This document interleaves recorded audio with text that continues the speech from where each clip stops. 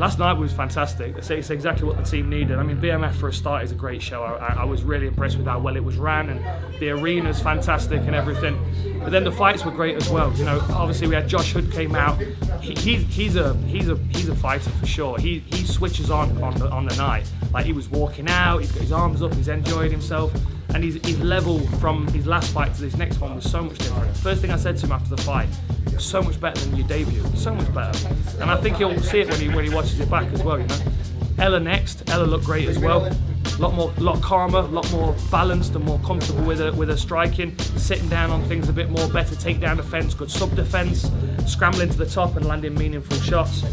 Really, really good performance by her. Of course, lots of things to work on still for everybody, but you know, the right things were done to win the fight, and that's what we're doing every step of the way. And then Jack Young fighting pro, he was the third fight of the night, and got his nose busted in the first round trying to get a takedown and hustled through it. It was a hard fight. The guy he was fighting was tough and durable as well, and he was not going away quietly. But Jack's grappling shows through. You know, he was able to ground him, he was able to control him, and in the second round in the scramble, he was able to take his back and sink that rear naked choke in.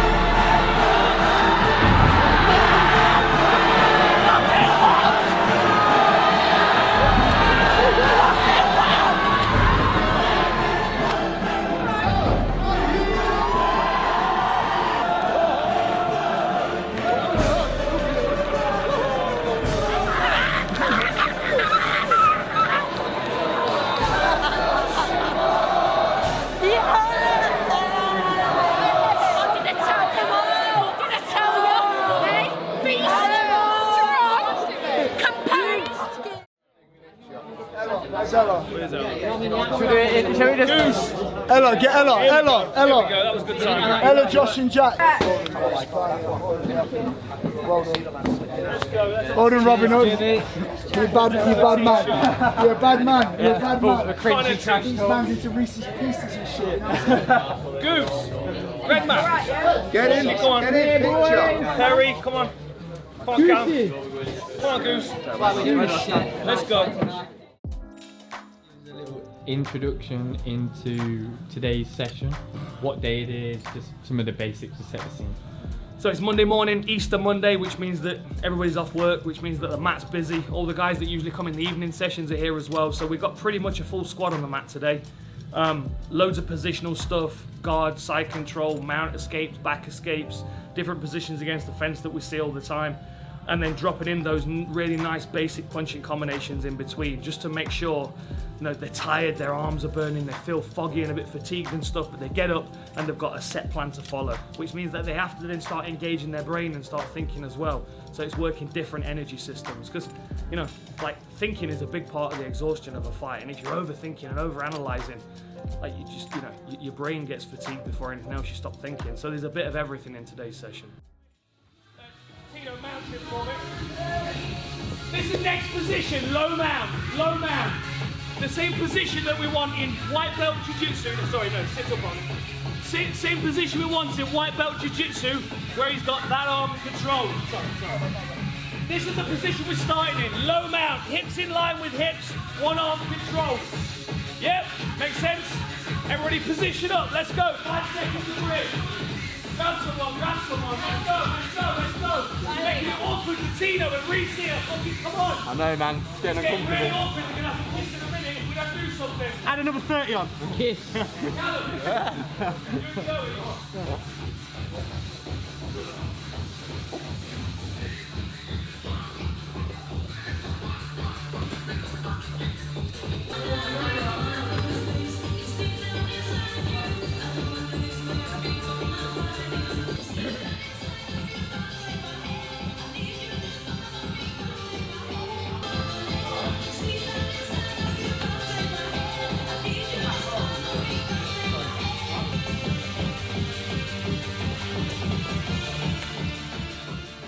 Can you just talk a little bit about the intensity of today's session and why that's important?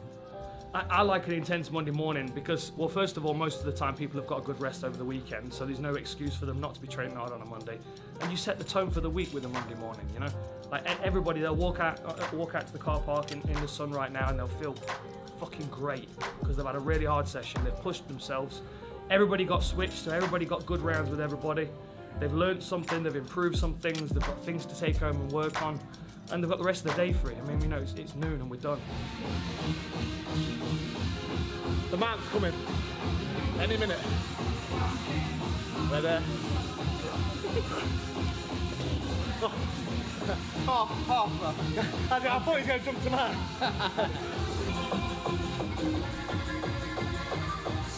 Dead.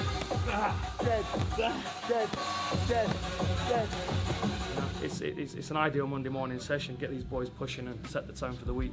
We've had some of the young lads coming up through the rankings, Jake and Zach. I saw Jake getting some rounds with you. How important is it that they get slowly leaked into the squad, and how are they coming along? Yeah, it's ideal for them. You know, I mean, we've got a lot of different body types here, but you know, most of the guys are a bit bigger than them. But there's also a lot of you know, there's a lot of assistance as well with them when they're training. Like no one's bullying them and bossing them. They're helping and improving them. So like when I was working with Jake, I'm making positions available that I want him to move to next. Like I'm trying to prompt him to follow the right paths. But the other thing as well is, you know, they understand the intensity that it is required to fight as a pro. So, you know, majority of the guys on the mat are amateur. We've got a couple of pros on the mat, but the standard is pro all the time, and all the amateurs raise their game to that. So the crushing stuff that we do afterwards, I brought it a little while ago. It's something I used to do a long time ago. I actually stole it from Bruce Lee. He used to do stuff, isometric contractions, where he would have like chains or bars that he would work on, and he would contract isometrically as hard as he could for, you know, like 10, 15 seconds. It's got to be short time. But with the med balls as well, because you can crush them and squeeze them and they're a bit malleable, you can really drive your forearm in and get that feeling like you're biting on a neck or an arm or whatever. So it gives them a bit sport specific, but it's basic conditioning. When they come to the end of the session, there's just that last little bit of adenosine triphosphate in the muscles, the last bit of energy. Just squeeze that fucking last bit out. So this is just more like the rehab stuff. So it's just pre like strength and conditioning for him. So he's got the exercises that are just going to open everything up, stabilise all his joints and keep everything mobile for him. So it's a lot more effective when he's in fight or fight camp as well. So day one, we're just going to start with pendulum press ups, and it's just so you've got your strength in your chest, but you're opening up at the same time. So you're just going to go with wide hand, come down to one side, and then over to the other.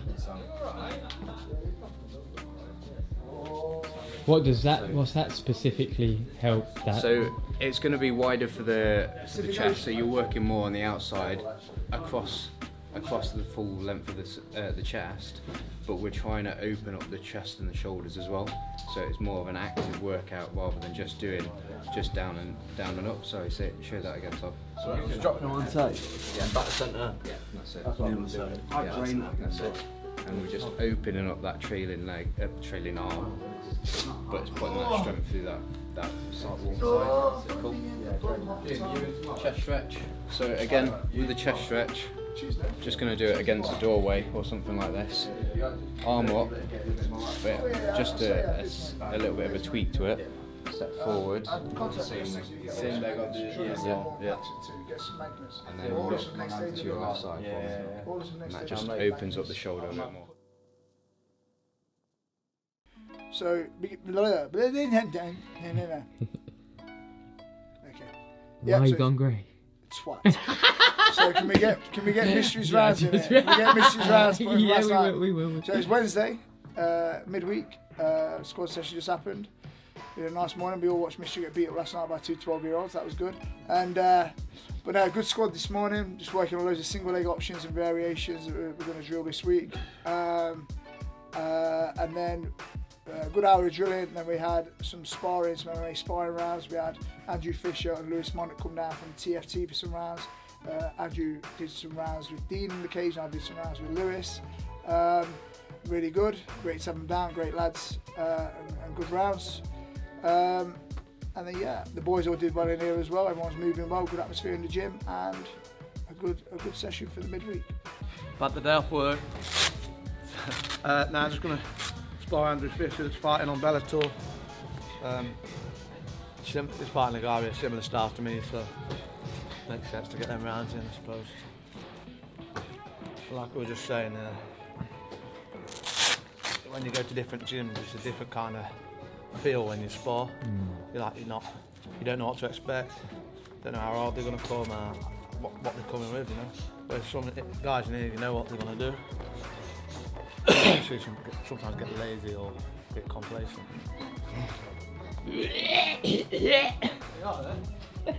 Do an impression of you. All right. We got a joker.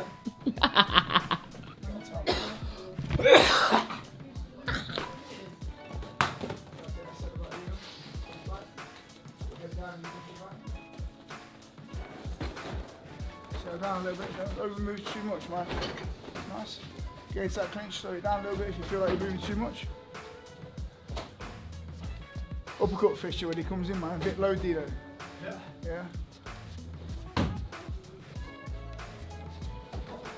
What's that fade away? Puts a kick on him, that you're in trouble. That, yeah, exactly that. Yeah, that, exactly that, yeah. Yeah.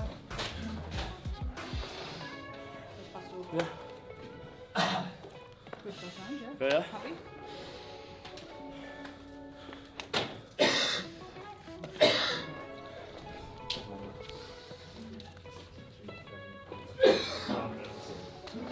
Don't overmove, you know.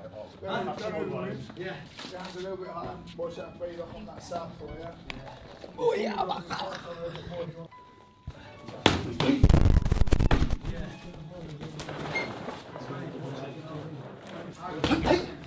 Hey!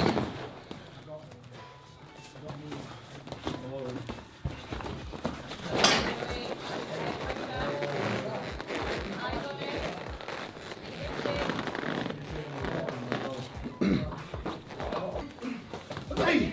Wait! Come on, let's take him down. Oh. No. Nice. Lovely movement, Louis. That's it. Now. That's beautiful. Hey! Oi! Oi!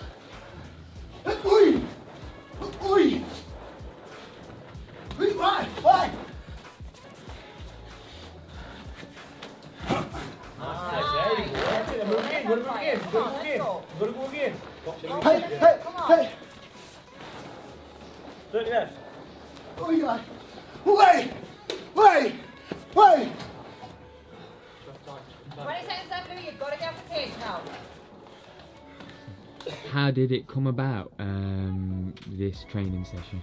Andrew messaged me a couple of weeks ago. Him and Lewis both got fights coming up. Andrew's matched on Bellator against a Russian Attila, I forget his name, but a Russian guy on the May London card. And Lewis is fighting Sean Lomas up north, I can't remember where, at middleweight. Lewis about 90 kilo, big and strong, he feels good.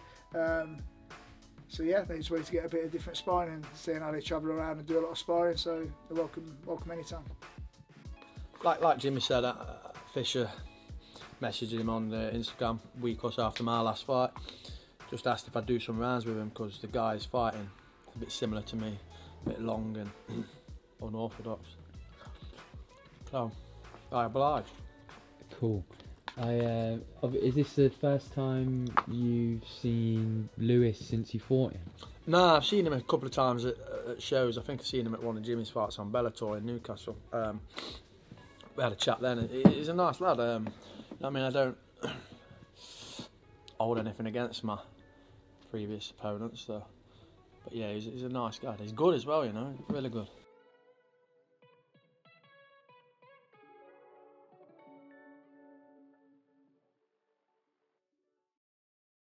So today's Thursday. Thursday evening we do a striking session in the cage, and the last couple of weeks I've focused primarily on boxing.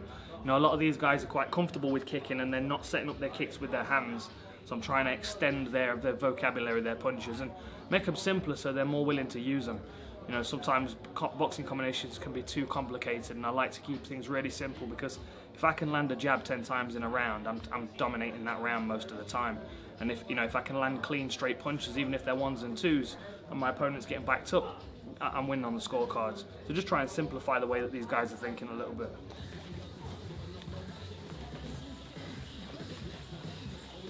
Nice, okay, time. Got 2 lines going again. Jab, jab, jab, jab, jab, jab. Jab, jab, jab, jab, jab, jab. Yeah, the long hook right hand. Reset his shoulders, short up. It depends what you want to do. It depends on your timing, doesn't it? Both are right, neither are incorrect. I might not throw my jab cross with the intention of throwing a hook on the end. You know what I mean?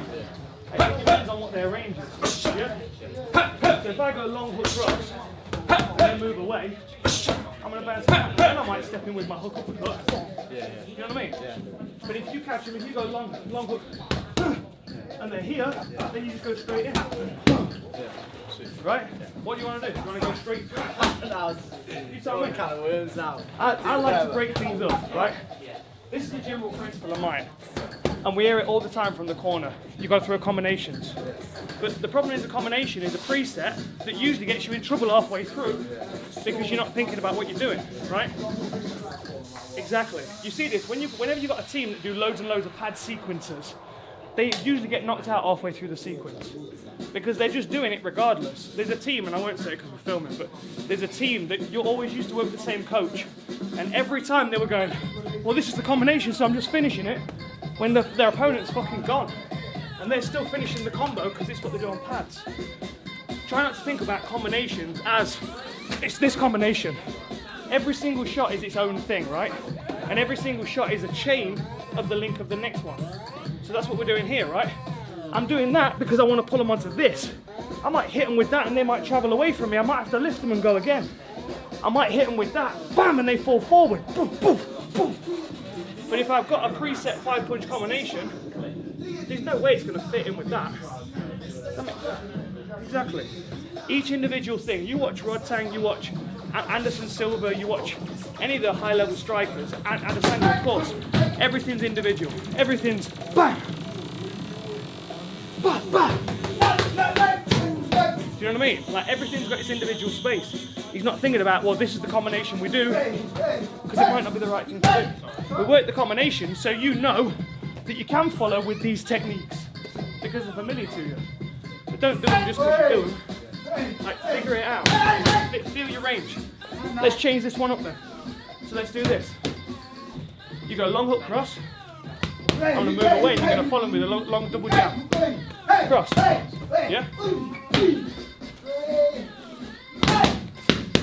Right? Go again. Nice. So then I might stay. So you go long hook cross. Exactly.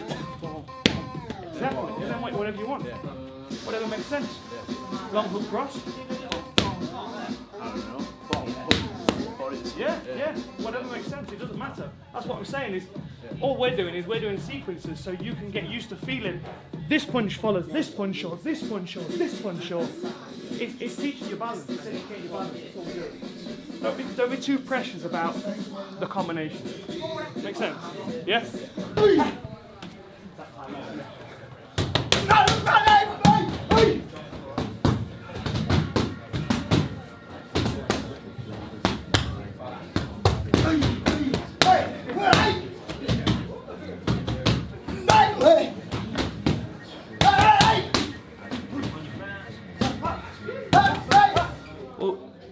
there's an expectation, especially when you're fighting someone that's been training for a while. They use certain rhythms and they're used to, familiar with certain rhythms. That's why beginners are always difficult to spar with, because they move with awkward timing and from awkward angles. But if you can mimic those awkward timing and angles with good technique, then you're going to be, you know, twice as dangerous. So I'm trying to get these guys to understand that it's you know, 2 punches and then a beat, and then a 3 punch, then a beat, or a 1 punch and a beat, or sometimes a half beat. Sometimes a half beat that's masked by a feint or by a shot that's not really intended to land. You know, it doesn't have to be complex for it to be complicated. If that makes sense. And I'm just trying to simplify things for these guys so they're more willing to throw. Some big news has surfaced today. You're fighting Diego Sanchez. Yeah. How did that come about? I think it's a great matchup. What do you think? Well, Diego and I have been on a bit of a collision course for a long while. I think it was back in like 2006 when we got a face-off when we were at a fight in Holland. It's always been on the cards. I mean, we've always been in the same weight class. He was slightly ahead of me in his UFC career, so like as I signed the UFC, I was watching him fight the likes of Clay Guida at the Palms, and you know, I've got some good memories of Diego's fights. You know what you're going to get with him. He's an animal. He comes to scrap every time, and you know, this is big gloves boxing. This is 16-ounce gloves over 8 rounds, so we can beat the hell out of each other and you know, and have a lot of fun with it. I'm still confident I'm going to be able to stop him with inside the distance, but it's going to be a bit more difficult with the 16-ounce gloves and with just one skill set. But you know, it's a good place for me to start, get myself back in proper condition, proper fight shape, and then we'll see where we go from there. I think there are other options with Diego, assuming I don't beat him up too badly in this boxing match. We might be able to do MMA or bare knuckle or something afterwards. But this is like, it's the first step on the rung of the ladder, if that makes sense. Definitely. So what would you say the difference is between Diego Sanchez, a mixed martial artist, and Diego Sanchez, a boxer? Well, I mean, his skill set is grappling. You know, he's never been particularly the best striker. He's been an enthusiastic striker, and he's made things work because of his enthusiasm. But Diego's always looked best when he's been wrestling. You know, you look what he did to opponents in the past when he was coming through the Ultimate Fighter, and then we've seen glimpses of it against the likes of Mickey Gall and Craig White. But then he veers away from that and he gets into he has a bit of a warlike mentality, and he comes forward aggressively scrapping. And you know, with this being a boxing match, it's going to be a test for him to see if he can pace himself and not walk onto anything. But it'll be an interesting test, and I'd fight him in MMA as well. But where we're at right now, it'd be fun to make some money with some big gloves and have, I mean, you know, Ricky Hatton and Marco Antonio Barrera in the main event. I'm just excited to be sharing a card with Ricky Hatton. I never thought that would happen. The thing is, like, you recognise that quality within someone else. And it's not everybody in combat sports. In fact, the pool of these individuals is getting smaller and smaller. The guys that you could look at, you look them in the eye and you think to yourself, yeah, they die trying to get this victory. Like, Diego's one of those guys. And there's a lot of guys in the sport, you know, all the way up to the top of the divisions that you just don't get that vibe from. I'm not saying it's the best vibe to have, because sometimes it can get you in trouble, but that mentality is what the fans gravitate towards, and I think that's why they've always loved Diego. I think that's why people get excited when I was fighting, because I had that warlike mentality and I was ready to go out on my shield. And you know, Diego and I recognise that within one another, and we're both winding down to the end of our careers, so we've got, you know, a handful of fights left. And I don't want to fight someone that's cagey and defensive and doesn't want to play. Nice one, Rafa. I don't want to fight someone that's cagey and defensive and trying to, you know, be careful. I want to fight someone that's going to come and bang. And he feels the same. You know, that's why he signed with Eagle FC and fought Kevin Lee. Same situation. I was just about to ask you about that. What did you make to Diego's performance? I know it was mixed martial arts, but you mentioned mixed martial arts as well. How do you think he got on, especially for his age? I thought he looked great. You can never count Diego out. As long as he's got a training camp behind him that makes sense, and there's no, you know, madness in it, no weirdness. Like, he's on his game, he's conditioned, and he's a great fighter. He gave, you know, Kevin Lee all he could handle. You know, he's always going to be that individual, just because of the skill level that he's got. But what I do know is that he's in shape and he's conditioned and he's ready to fight.